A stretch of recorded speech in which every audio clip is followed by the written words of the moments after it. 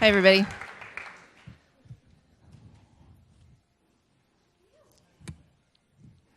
My name is Amy Clark, and running marathons changed my life. Inspiration from my dad, dedication and persistence helped me fulfill my dream of running the Boston Marathon. But I'm not an elite athlete, and just like me, all of you can run a marathon too. All marathons are equal in distance, 26.2 miles. A distance which originated in Greece. The story goes back in 490 BC, that's a long time ago. A crazy guy named Phidippides ran from Marathon to Athens to announce Greece's victory over the Persians. He made it, but he wasn't very healthy. He dropped dead from exhaustion, which is why training and preparation are extremely important when it comes to marathon training. You can rest assured that thousands and thousands of people run marathons every year and don't drop dead. They just kind of feel like they might. So how do you run a marathon? First, you find one. Could be local, like Sun River, or it could be Maui, your choice. You might prefer running on crowded streets over quiet streets, trails over roads, warm over cooler climates, but just make sure it motivates you, because that's important. There is a reason that we have training plans when running marathons.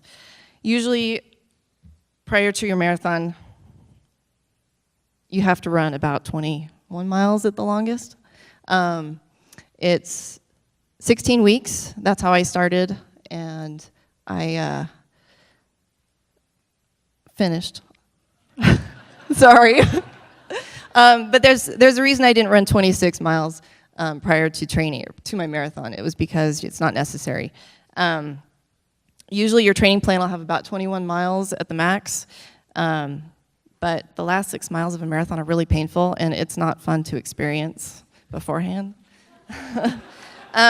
Make sure you have some good shoes. Shoes are very important. We've got awesome running stores here in Bend, and they'll fit you in a pair of shoes that goes right with your foot. Every foot is different, trust me, and all shoes are different. And it's your feet will thank you for it, and the rest of your body will too. Be social. There's a lot of running groups and a lot of training groups and a lot of clubs around town that you can enjoy. Get an idea of what others have done so you can figure out what works best for you.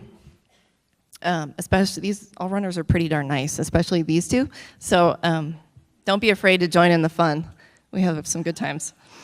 And yes, this time it really is a marathon, not a sprint. Don't go out and speed your way through training. During the first month, go easy, see how it feels, get a good pace. You'll likely be running 4 to 5 times a week, so take it easy. Don't push it. You've got 3 more months to go. During training, eat right.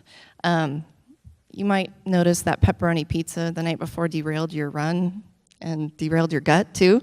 From personal experience, I can tell you that drinking a milkshake prior to running isn't a bad idea. It really is. So food is your body's fuel, so eat wisely. There will be blisters and chafing and runner's knee along the way, but don't be afraid to seek medical advice if it's a little more than that. Major injuries are the reason to be aware of how you feel, and don't push yourself too hard during training. Build your strength and speed slowly. And for every bad run, there will be a very good run. And the good news is, long-term benefits to running, other than getting healthier, are plentiful. You'll realize you'll probably be happier, you'll probably meet new people, you'll get better sleep, and you'll probably be less constipated. And you'll have some amazing experiences as well. Hopefully, you follow your training plan religiously, because that's what's supposed to get you across the finish line after running 26.2 miles.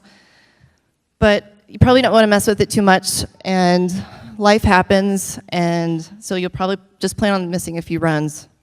It won't derail your training. In fact, it might help it.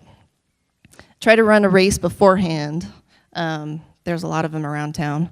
Half marathon preferably, just get a feel for the pre-race, during the race, and after the race. Everybody has nervous jitters like I do right now. But you'll still need to use the porta potty, eat, stay warm, and get a feel for it. So Marathon Day's here, finally. 4 months of training is complete, and you are ready to run.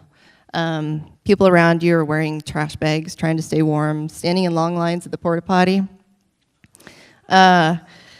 talking about their longest run, and you're all about to embark on a journey together. There's a starting line. Now that you're standing at the starting line of your first marathon, take it in, listen to the national anthem, sing it if you want to. But all the people around you who are all different shapes and sizes all have the same goal as you, just to get to the finish line. My dad, I have to quote my dad, he says, "This is the celebration of your journey, so enjoy it." The miles, you can expect to pass lots of water stations. Take advantage of each one, unless you're carrying water with you. You'll inevitably experience physical fatigue. Sorry. Don't be afraid to stop and walk, it's okay. Your goal is to get to the finish line. And yes, there'll be mental fatigue, but just like an ignitebend presentation, you'll be going, why in the heck am I doing this? And am I gonna be able to finish? And what's 6 times 7? I have no idea. Your brain will play tricks on you, and each mile will pass slower and slower. But you'll make it to the finish, I promise. And once you cross the finish line, you'll probably feel like crap. But you'll also feel a rush of power, empowerment, and relief, because you're a marathon runner now, and you can do anything, really. These are the feelings that keep people coming back year after year. Ow! Hopefully I have inspired you today to start training. Maybe it just sounds really dreadful, but I wouldn't be up here today if I didn't think that everybody in this room could run a marathon. Running a marathon is a test of your ability to train and endure the most awesome of physical challenges, and I encourage you all to try it. Tweet me if you do, please.